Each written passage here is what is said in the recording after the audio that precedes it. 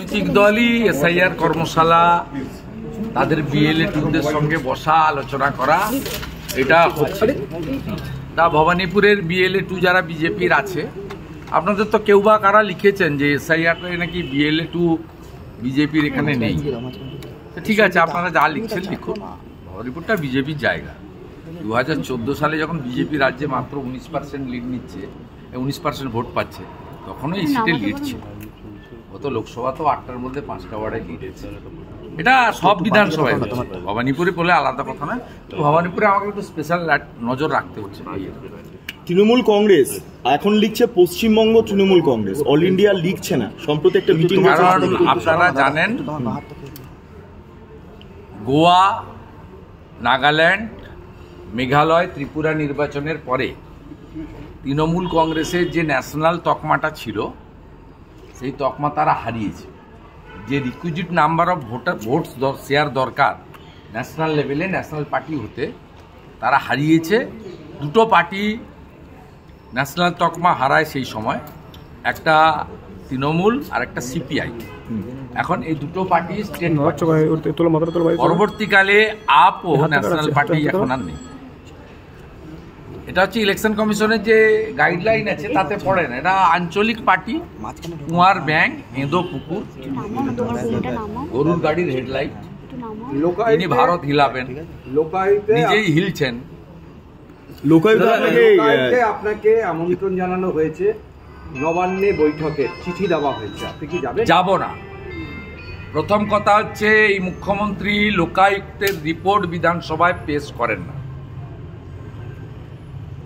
এই মুখ্যমন্ত্রী তার দুর্নীতিগ্রস্ত লোকায়ুক্তটা কাদের জন্য? লোকায়ুক্ত হচ্ছে নির্বাচিত প্রতিনিধি, যাদের বিরুদ্ধে এফআইআর হলেই অভিযুক্ত হয় না, চার্জশিটেড।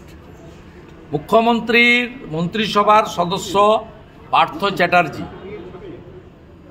জ্যোতিপ্রিয় মল্লিক, একাধিক নির্বাচিত বিধায়ক, তারা চার্জশিটেড বিভিন্ন মামলাতে। চার্জশিটেড লোকেদের বিরুদ্ধে লোকায়ুক্তে বিধানসভায় রিপোর্টিং করতে হয়। সেই রিপোর্টিং উনি কোনোদিনই করেন না। শুধু নিয়োগের সময় এইভাবে একটা চিঠি পাঠান তার স্বরাষ্ট্র সচিবকে দিয়ে, এবং তার সঙ্গে কারা কারা অ্যাপ্লিকেন্ট নথি পাঠান না। কারো একটা বউকে বা কারো একটা রিটার্ন লোককে ঠিক করে রেখেছে। মনোজ পন্থ যদি এক্সটেনশন না পায়, তাকেই হয়তো দেখা যাবে হিউম্যান রাইটসের মেম্বার করে দিয়েছে। এর আগে ইনফরমেশন কমিশনারে কাকে কাকে পাঠিয়েছে আপনারা জানেন, হিউম্যান রাইটসে কাকে কাকে পাঠিয়েছে জানেন। অতএব এই সংবিধানকে যিনি মানেন না, তার মিটিংয়ে বিরোধী দলনেতা যাওয়ার প্রশ্নই ওঠে না। তারপরে সম্প্রতি খগেন মুর্মুর রক্ত দেখার পরে কোনো সুস্থ চেতনা সম্পন্ন মানুষ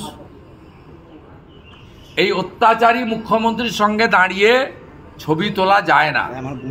অতএব নবান্নতে তিনি ডেকেছেন বিরোধী দলনেতাকে 1 তারিখ 4টের সময় আর 4:15-র সময়। আমি যাব না। স্বরাষ্ট্র সচিবের চিঠি না যাওয়ার কারণ প্রাথমিকভাবে আপনাদের বললাম, লিখে কালকে স্বরাষ্ট্র সচিবকে জানিয়ে দেব। আর 3-4 মাস পরে উনি থাকবেন না, তখন বিজেপি আসবে। লোকায়ুক্তের রিপোর্ট, গ্যাগ রিপোর্ট প্রত্যেক বছর অ্যাসেম্বলিতে টেবিল হবে, ডিসকাশন হবে। অভিযুক্তদের বিরুদ্ধে লোকায়ুক্তকে মামলা করার জন্য সরকার, বিধানসভা সম্মতি জানাবে। খড়গপুর গ্রামীণ এলাকায় কি করছো এটা? তৃণমূল কর্মী, তিনি বলা হচ্ছে এসআইআর আমলে নাকি তার মৃত্যু হয়েছে। দেখুন, এই মিথ্যাটা বেশ কয়েকদিন ধরে চালিয়ে যাচ্ছেন। এই মিথ্যা ওরা চালিয়ে যাবে। একদিকে এসআইআর বিরোধ করছেন, অন্যদিকে এসআইআর এর জন্য জেলায় জেলায় মন্ত্রী সাংসদদের পাঠাচ্ছেন, অন্যদিকে ইলেকশন কমিশনকে একদিকে মাইকে ধমকাচ্ছেন, আবার অন্যদিকে 10 জন এমপিকে পাঠাচ্ছেন ইলেকশন কমিশনারের পা ধরার জন্য।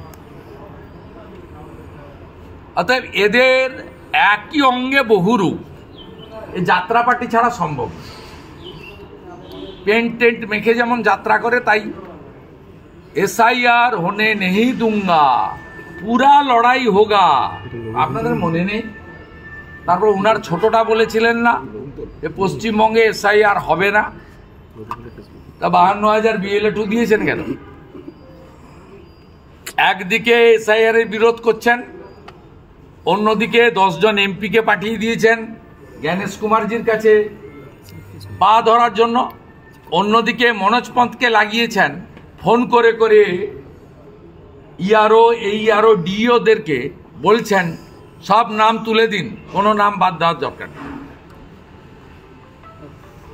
কোনো নাম বাদ দেওয়ার দরকার নেই। মনোজ পন্ত ডাইরেক্ট ফোন করে বলছেন ইলেকশন কমিশন অবিলম্বে স্পেশাল অবজারভার নিয়োগ করুন।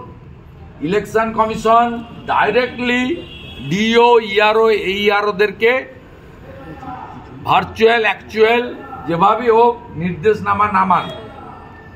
সোফার মাই নলেজ 1,20,00,000 ভোটার এখনো পর্যন্ত আপনার ডিজিটাইজ হয়নি, আর যা ডিজিটাইজ হয়েছে তার মধ্যে 27-28 লক্ষ নাম বাদ গেছে, কিন্তু এই সংখ্যা অত্যন্ত অল্প। বহু মৃত, বহু বাংলাদেশি অবৈধ অনুপ্রবেশকারী, তাদের নাম রেখে দেওয়া হচ্ছে এবং নেতৃত্ব দিচ্ছেন tainted chief secretary corrupted Manoj Pant. আমাদের কাছে এভিডেন্স আছে, আমরাও পুরো নজর রেখেছি। প্রক্রিয়াটা আরো 2 মাস চলবে, আপনারা করতে থাকুন, আমরা কাটিয়ে ছাড়ব। আমাদের হাতেও 6 নম্বর, 7 নম্বর, 8 নম্বর ফর্ম আছে, আমরা প্রয়োগ করব। বিজেপিও খুব খারাপ একটা লড়াই, হয়তো আপনাদের চশমাতে আমরা নেই, তো আমরা আছি, মাঠে আছি। ডায়মন্ড হারবারের এসপি কে পূর্ব মেদিনীপুরে বদলি করা হলো, ইঙ্গিত পূর্ব কিছু 40 জন এসপি কেই বদল করা হচ্ছে, 40 জন আধিকারিককে বদলি করা হয়েছে। এসপি কে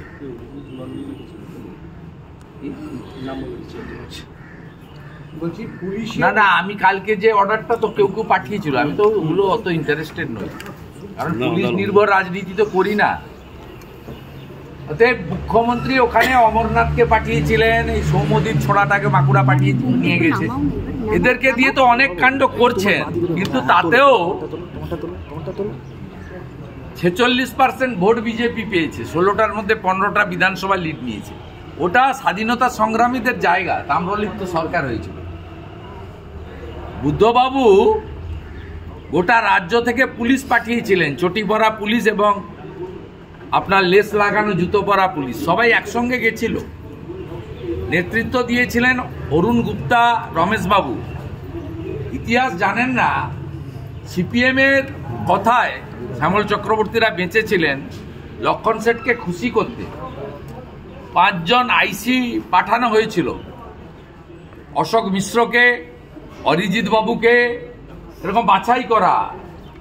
তাদের বেছে দিয়েছিলেন হুগলি এবং অবিভক্ত বর্ধমানের নেতারা, অমলবাবুরা, বিনয় কোঙাররা, তারা বেছে দিয়েছিলেন, নিরুপম সেনরা।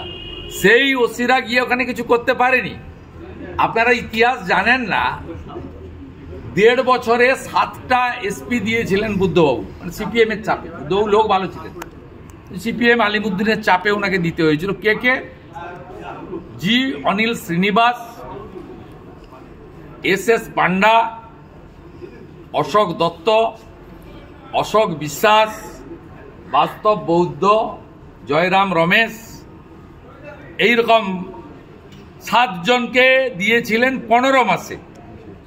তারপরেও অতীত করে দিয়েছি। 2019 আমি বিজেপিতে জয়েন করিনি, বিজেপি ওই জেলায় পেয়েছিল 37%। আমি জয়েন করার পরে 21-এর ভোটে তৃণমূল পেল 43%, বিজেপি পেল 44%, 7টা MLA জিতল। 24-এর নির্বাচনে বিজেপি পেল 46%, 2টো MP জিতল। অভিজিৎ বাবু 80,000-এর কাছাকাছি, সৌমেন্দু 50,000-এর কাছাকাছি। 16টা বিধানসভার মধ্যে 15টাতে লিড। লিখে রাখুন আমার নাম করে, 16টাই পদ্মফুল পাবে। 51% ভোট আমার টার্গেট। 37টা 44 করেছি মাত্র 2 বছরে। 44টাকে 46 করেছি মাত্র 3 বছরে, আর 2 বছরে মানে 24-এর পরে 51% ভোট দিয়ে বিজেপির 16টা সিট জিতাবো। আর পশ্চিমবঙ্গে পূর্ব মেদিনীপুরের পার্সেন্টেজ 46% ভোট নিয়ে বিজেপি সরকার করবে। বলছি এই ওয়েলফেয়ার অতএব বিপিন অধিকারীর বাড়ির ছেলেকে 8 বছরের ব্রিটিশের জেলে থাকা লোকের বাড়ির ছেলেকে পুলিশ টুলিশ দেখিয়ে খালা মমতা কিছু করতে পারবে না। সারা রাজ্য জুড়ে অস্ত্রের দাবাদাবি, শুভেন্দুদা খতিয়ান শেষে নবান্নর তরফে বলা হলো যে রাজ্য মেনে নিল এটা। খেলায় না পড়লে বিড়াল গাছে ওঠে না। আমি সিদ্দিকুল্লাহ চৌধুরীর স্টেটমেন্ট শুনতে চাই, তোয়া সিদ্দিকের স্টেটমেন্ট শুনতে চাই। যারা মমতা ব্যানার্জিকে বলেন যে মুসলিমদের প্রোটেক্টর, আমরা বলি মুসলিমদের মমতা ব্যানার্জি তেজপাতা হিসেবে ব্যবহার করেন। আজকে আমি প্রশ্ন করতে চাই, মোথাবাড়িতে 68টা হিন্দু দোকান ওয়াকফ অ্যামেন্ডমেন্ট বিলের বিরুদ্ধে ভাঙা এবং পোড়ানো হয়েছিল, তাদের কাছে ক্ষমা চাইবেন তো মমতা ব্যানার্জি? হরগোবিন্দ দাস, চন্দন দাস খুন হয়েছিল ওয়াকফ অ্যামেন্ডমেন্ট বিলের বিরুদ্ধে, মমতা ব্যানার্জি উস্কে ছিল, সেই জন্য তার ক্ষতিপূরণ আপনি দিতে পারবেন, ফিরিয়ে দিতে পারবেন? শামশেরগঞ্জ ধুলিয়ানের হিন্দুরা দেশি নৌকো করে স্বাধীন ভারতবর্ষে প্রথম লোক হিন্দু পলায়ন দেখেছিল, বৈষ্ণবনগরের স্কুলে গিয়ে উঠেছিল। এত খেসারত দিতে হলো কেন? আর আপনি ওয়াকফ অ্যামেন্ডমেন্ট বিল, তার আইন মেনে নিয়েছেন, মানতে তো বাধ্য। বাবা সাহেব আম্বেদকরের সংবিধান শেষ কথা বলে, তাই লেখা আছে for the people, by the people, of the people, not for the Mamata, by the Mamata, of the Mamata. এটা নেই, সংবিধান শেষ কথা বলে। যেদিন দুটো পার্লামেন্ট পাস করে দিয়েছে, রাষ্ট্রপতি অ্যাসাইন করে দিয়েছে, ভারত সরকার রুল জারি করে দিয়েছে মাইনরিটি অ্যাফেয়ার্স মিনিস্ট্রি, সেদিনই আইন কার্যকর হয়ে গেছে। অতএব এই যে জলটা ঘোলা করে খায় না, এই অবস্থা হয়েছে এই তোলামূল সরকারের। আমি শুধু মুসলিমদের বলবো যে আপনারা যারা মিছিল মিটিং করলেন এইখানে রামলীলা ময়দানে, সিদ্দিকুল্লাহ চৌধুরী বলেছিল প্রথমে জেলায় জেলায় ঘিরবো, 2000 করে লোক বসাবো 50টা জায়গায়, আর কলকাতাকে নাকি তিনি 15 মিনিটে হিলিয়ে দেবেন, স্তব্ধ করে দেবেন। ওই একই আর কি, এখন মমতা ব্যানার্জি হিলিয়ে দিবে বলছে, তিনি স্তব্ধ করে দেবেন, একই আর কি, ওই সমার্থক শব্দ, সিনোনিমাস। তা বলেছিলেন এখন একটু লেকচার দিন, আমরা চাই, শুনতে চাই। আর যে হিন্দুদের ক্ষতি করেছেন এই আন্দোলনের মধ্য দিয়ে, তাদের ক্ষতিপূরণ দিন, গলায় গামছা দিয়ে ক্ষমা চান। মমতা ব্যানার্জি 3 আর 4 মালদা মুর্শিদাবাদে 4 তারিখে ক্ষমা চেয়ে আসুন, ক্ষমা চেয়ে আসুন। আর মুসলমানরা যদি সত্যিকারে ওয়াকফ অ্যামেন্ডমেন্ট বিল গ্রহণ না করে থাকেন, তাহলে মমতা ব্যানার্জিকে বয়কট করে দেখান যে আপনারা ওয়াকফ অ্যামেন্ডমেন্ট বিলের বিরোধী। আর যদি মমতা ব্যানার্জির এই চালু করা মেনে নেন, তাহলে বুঝতে হবে যে আপনাদের আন্দোলন ছিল ওয়াকফ অ্যামেন্ডমেন্ট বিলের বিরুদ্ধে নয়, সাধারণ গরিব নিরীহ হিন্দুদের বিরুদ্ধে। সারা রাজ্যে অস্ত্রের দাবাদাবি কেন? কেউ ধরবে? আমাকে ব্যারাকপুর যেতে